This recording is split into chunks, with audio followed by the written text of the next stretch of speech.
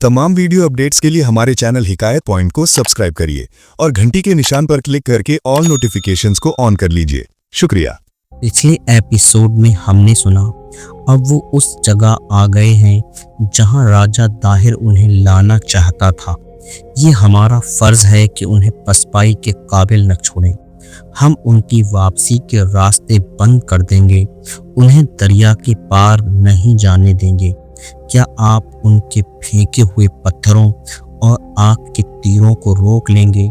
एक आदमी ने धीरे से पूछा। अब आगे एपिसोड नंबर 79। क्या हमारी फौज के तीर अंदाज मर गए हैं? मैसरा ने कहा, क्या हमारे सवारों के घोड़े मर गए हैं? हमारे सवार किले के बाहर जाकर उन पर ऐसे जबरदस्त हमले करेंगे कि उन्हें पत्थर और आग वाले तीर फेंकने की मोहलत ही नहीं देंगे।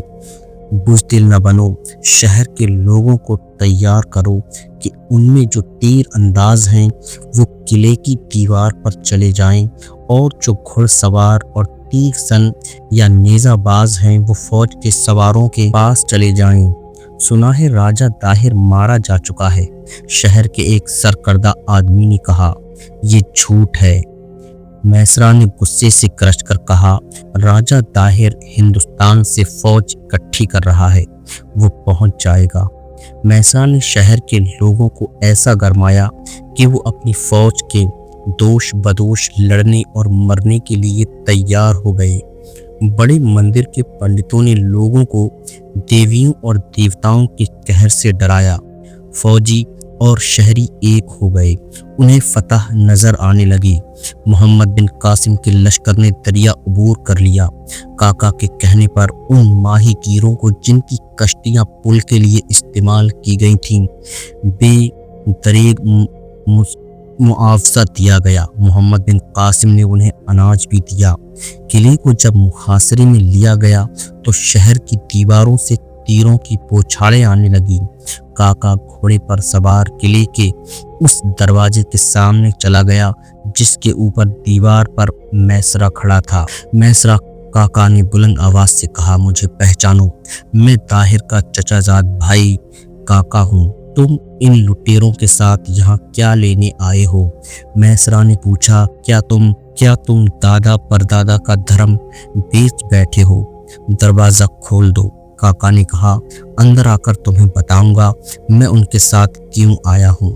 ये दरवाजा सिर्फ राजा दाहिर के लिए खुलेगा, मैसरा ने कहा। राजा दाहिर नहीं आएगा, काका ने कहा। वो मारा जा चुका है, उसका सर अरब चला गया था। उसकी रानी लाडी मेरे साथ है। रानी लाडी बहुत पीछे थी। काका ने इशारा किया तो वो घोड़े पर सवार होकर काका के पास जा रुकी। उसने चेहरा चादर में छिपा रखा था। मुझे देख मैसरा, रानी लाडी ने चेहरे से चादर हटाकर कहा। तुमने मुझे देखा हुआ है। राजा दाहिर जिंदा होता तो मैं मुसलमानों के साथ न होती। किले के दरवाजे खोल दो, काका की तरह तुम्हें भी इज्जत मिलेगी। तुम किले के हाकिम रहोगे। शहर की गलियों को अपनी फौज और लोगों के खून से धोने की कोशिश मत करो, काका ने कहा। भयानक अंजाम से बचो। देखो, मैं इन मुसलमानों की फौज का हाकिम हूँ। अगर राजा दाहिर इन अरबों के हाथों मारा गया है तो उसके खून का बदला लेंगे। मैसरा ने कहा, आगे आओ और किले के दरवाजे खुद खोलने की कोशिश करो। तुमने अपनी गैरत देकर उन अरबों से रुतबा लिया है। पेशतर इसके कि दो तीर तेरी आंखों में उतर जाएं, यहाँ से हट जाओ। ये वही मंजर था जो अरबड़ के मुहासरे में उस वक्त पैदा हुआ था जब रानी लाडी ने किले के करीब जाकर ऐलान किया था कि राजा दाहिर जिंदा नहीं है। अरवड़ वालों ने उस पर तंज और दुश्मन के तीर बरसाए थे। अब इस कंद के मुहासरे में किले की दीवारों से काका और रानी लाडी परदेसी ही लान तान बरसने लगी। राजा दाहिर को कत्ल करने वाला अभी पैदा नहीं हुआ। राजा दाहिर को कत्ल करने वाला अभी पैदा नहीं हुआ।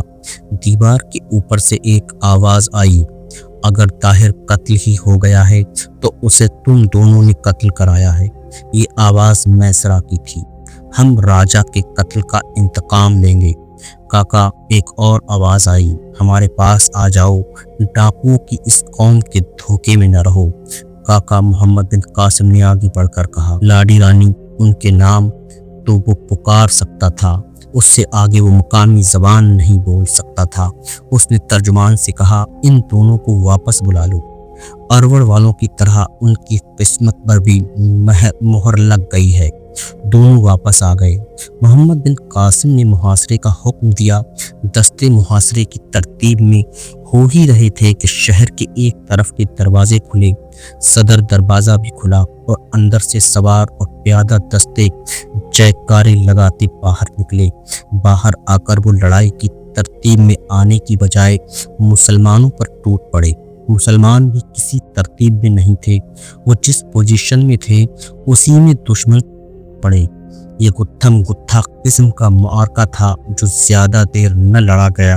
दोनों तरफ सिपाही जख्मी हो रहे थे। मुसलमान सालार अपने लश्कर को किसी तरतीब में लाने की कोशिश कर रहे थे। वो इस किस्म की पोजीशन में आना चाहते थे कि किले के दरवाजों तक पहुंच जाएं, ताकि मैसरा की फौज किले में वापस न जा सके। लेकिन मैसरा ने यह खतरा पहले ही पेश नज़र रखा हुआ था। मुसलमान जब दरवाज़ों की तरफ जाते थे तो उनका रास्ता रोक लिया जाता था। शदीद मज़ाहमत का सामना होता था। मोहम्मद बिन कासिम को ये समझने में देर न लगी कि उसके दुश्मन की कोई तरतीब है या नहीं।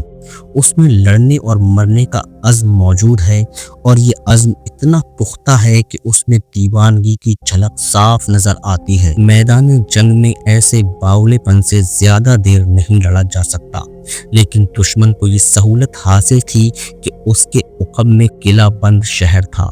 मोहम्मद बिन कासिम ने चीख चिल्लाकर अपनी फौज को पीछे हटाना शुरू कर दिया। उसने गालिबन ये सोचा था कि दुश्मन भी आगे आ जाएगा और किला दूर हो जाएगा, या मोहम्मद बिन कासिम ने इस ख्याल से अपने दस्तों को पीछे हटाना चाहा था कि उन्हें किसी तरतीब में कर ले ताकि सालार आसानी से और ज़रूरत के मुताबिक कमान कर सके। मैसरा ने देखा कि मुसलमान पीछे हट रहे हैं तो उसने अपने दस्तों को पीछे हटा लिया। जिस तेजी से हिंदू सिपाही मोर्चे से निकलकर दरवाज़ों में दाखिल हुए, उससे पता चलता था कि उन्हें पहले ही कोई इशारा बता दिया गया था, जो मिलते ही वो वापस किले में चले गए। ये मार्का बड़ा ही खूंरेज़ था। दोनों तरफ बहुत नुकसान हुआ। हिंदुओं ने अपने जख्मियों की भी परवाह न की, उन्हें वहीं छोड़कर किले के दरवाजे अंदर से बंद कर लिए। उनके कई जख्मी आहिस्ता आहिस्ता चलते किले की तरफ जा रहे थे। मुसलमानों ने उन्हें तीरों का निशाना बनाना शुरू कर दिया। जब किले के दरवाजे बंद हो गए तो मुजाहिदीन ने अपने जख्मियों और शहीदों को उठाना शुरू किया। उनके साथ जो औरतें थीं वो दौड़ी आईं और जख्मियों की देखभाल और मरहम पट्टी वगैरह अपने जिम्मे ले ली।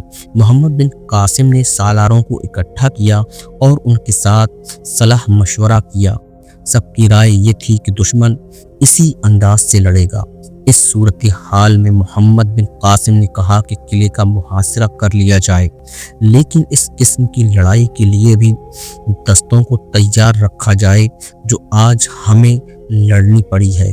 दुश्मन एक तरफ से बाहर आए तो दूसरी तरफ के दस्ते भी मदद को पहुंच जाएं। दूसरे दिन मुसलमान मुहासरा मुकम्मल कर चुके थे। मोहम्मद बिन कासिम किले के इर्द गिर्द घूम फिर कर देखता रहा कि कहीं से दीवार नक़ब के काबिल नजर आ जाए। दीवार के ऊपर एक हुजूम खड़ा था। फौज के साथ शहर के लोग भी थे, उनमें तीर अंदाज भी थे और पर्चियां फेंकने वाले भी। किले की दीवार के करीब जाने की कोई सोच भी नहीं सकता था।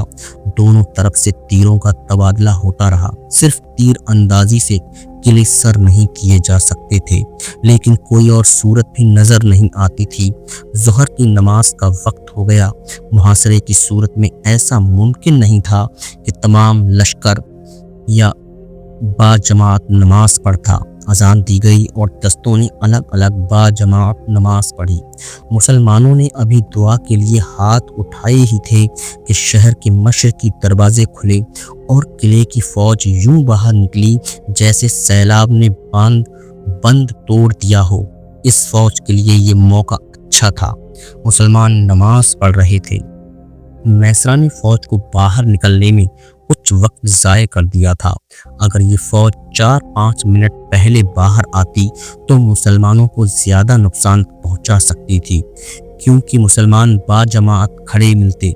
अब भी वो नमाज पढ़ रहे थे। सवारों के घोड़े ज़रा दूर खड़े थे, लेकिन अल्लाह तबारक व तआला ने उनकी मदद की। प्यादों ने अपनी तलवारें अपने पास रखी हुई थीं। बास के पास बल्लम थे, वो भी उन्होंने करीब ही रखे हुए थे। हिंदू फौज ने मुसलमानों पर हल्ला बोल दिया। घुड़सवार ज्यादा थे। मुसलमान सवारों में से बाज सूरत हाल देखकर अपने घोड़ों की तरफ जाने की बजाय प्यादों की तरह दुश्मन के मुकाबले में डट गए। कई सवार अपने घोड़ों तक पहुंच गए और सवार होकर लड़ाई में शामिल हो गए। हमला चूंकि एक तरफ हुआ था, इसलिए मोहम्मद बिन कासिम ने दूसरी तरफ से कुछ दस्ते उस तरफ भेज दिए। ये लड़ाई भी बहुत खूरेज थी। हिंदू फौज पूरी तरह बिफरी हुई थी। उसके लड़ने के अंदाज में कहर और गजब था। मुसलमान जल्दी संभल गए थे, वरना उनका बहुत ही नुकसान होता। संभलते संभलते उनका नुकसान तो हो गया, लेकिन वो नाकाबिले बर्दाश्त नुकसान से बच गए। मुसलमानों के दूसरे दस्ते तकबीर के नारे लगाते हुए आए। उनके अंदाज में भी कहर था जो हिंदुओं पर खूब गिरा। अब के मोहम्मद बिन कासिम ने फिर कोशिश की कि हिंदुओं की वापसी का रास्ता रोक ले, लेकिन ये मुमकिन न हो सका। उसकी एक वजह तो ये थी कि हिंदू हमला आवर किले से ज़्यादा दूर नहीं आए थे, और दूसरी तरफ वजह ये कि मुसलमान दीवार के करीब होते थे, तो दीवार के ऊपर से उन पर तीर आते थे और फेंकने वाली बर्छियाँ भी। हिंदू दस्तों को ये हमला खासा महंगा पड़ा। बेशक मुसलमानों पर नमाज की हालत में हमला हुआ था, लेकिन वो ज़हनी तौर पर इसके लिए तैयार थे। गुज़िश्ता रोज़ तो उन्हें तवक्को ही न थी कि किले के अंदर से फौज आकर उन पर हमला कर देगी, और ये हमला बहुत ही ज़ोरदार होगा। दूसरे दिन किले के जो दस्ते बाहर आए, उन्हें लेने के देने पड़ गए। शाम से ज़रा पहले किले से निकले हुए ये दस्ते अपनी तकरीबन आधी नफरी को लाशों और जख्मियों की सूरत में पीछे छोड़कर किले में चले गए। इसके बाद किले के दस्ते बाहर न आए। उन्होंने शहर की दिफा का ये तरीका इख्तियार किया कि दीवार के ऊपर से तीर और पत्थर बरसाने शुरू कर दिए। मौरिख बिलाजरी और मीर मासूम ने लिखा है कि इस किले पर छोटी छोटी मंजीकें दिखाई दी, जिनसे 1.5-2 किलो वजनी पत्थर फेंका जाता था। ये मंजीकें अरबों की मंजीकों का मुकाबला नहीं कर सकती थीं। वो तो खिलौने से थे, लेकिन उनसे मुसलसल और तेज संगबारी की जा सकती थी, क्योंकि ये छोटे साइज के पत्थर फेंकती थी। अरबों की मंजीकें इतनी बड़ी थीं कि उनसे मन के पत्थर भी फेंके जा सकते थे।